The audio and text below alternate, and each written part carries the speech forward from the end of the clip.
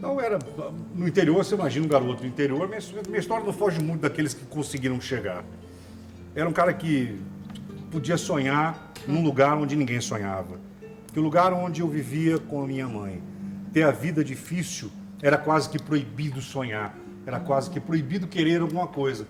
Porque a única coisa que a gente tinha era o querer de estar na sobrevivência, porque a vida que eu tinha com a minha mãe, lá em Limeira, morando naquele prostíbulo da rua Capitão Bernardo de Silva, número 112, eu digo, Sônia e todos vocês aqui, que ter morado naquele prostíbulo durante 8 anos e 2 meses, 8 anos. foi uma das coisas, foi a maior faculdade que eu tive que ter. Eu só estou aqui, eu só me tornei esse Geraldo Luiz porque eu fiz tudo ao contrário que aquele lugar pedia.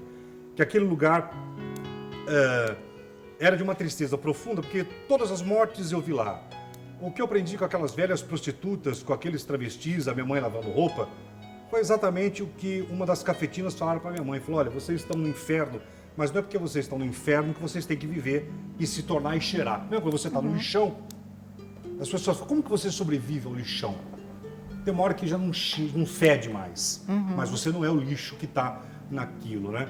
Então eu consegui florescer o meu sonho de entrar no rádio naquele lugar, porque foi lá eu digo que foi lá, naquele prostíbulo, que nasceu o Geraldo Luiz, filho de uma faxineira, ouvindo o Gil Gomes. Que lindo. E na esquina de cima encontrei um radialista chamado Rubens Pinheiro Alves, que me deu uma chance e que me encontrou lavando corpos no Instituto Médico Legal. Então eu digo que eu só estou aqui se eu não tivesse morado no fundo daquela casa de prostituição, naqueles cortiços, não teria nascido Geraldo Luiz. Certo. De forma alguma. Você morava lá porque sua mãe trabalhava lá, é isso? Na verdade, assim, a vida te empurra, né? É o que eu falo. Eu só comecei a gostar e entender o Natal depois que meu filho nasceu.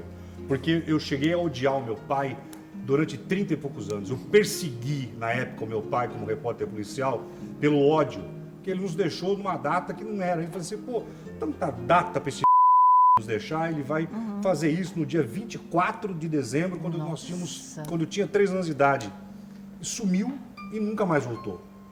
Você nunca achou seu pai? Foi uma longa história. Depois nos encontramos, depois foi tudo certo, mas foram longos anos de ódio mesmo. Onde eu não entendi que ele tinha que ter ido embora, que ninguém é obrigado a amar ninguém. Eu não sou obrigado a amar você. Você não é obrigado a me amar. Tem hora que não dá, então ele tinha que ir. Só que isso me perseguiu durante muito tempo, Sônia, muito, muito. E eu cresci com essa revolta do porquê ele ter feito isso com a minha mãe e comigo.